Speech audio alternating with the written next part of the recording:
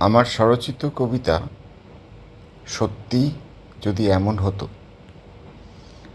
সত্যি যদি এমন হতো, হিসেব ছাড়া ভালোবাসতাম, সময় কাটা দিয়ে ফাঁকি যখন খুশি হারিয়ে যেতাম।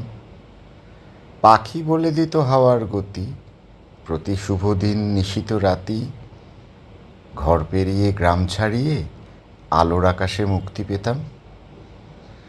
পাখির বাসা যে খাঁচা কভু নয়, হোক সে পেতল হোক না সোনা, বিচারপতি আটকে তারে, হায় রে কপাল গান বোঝে না।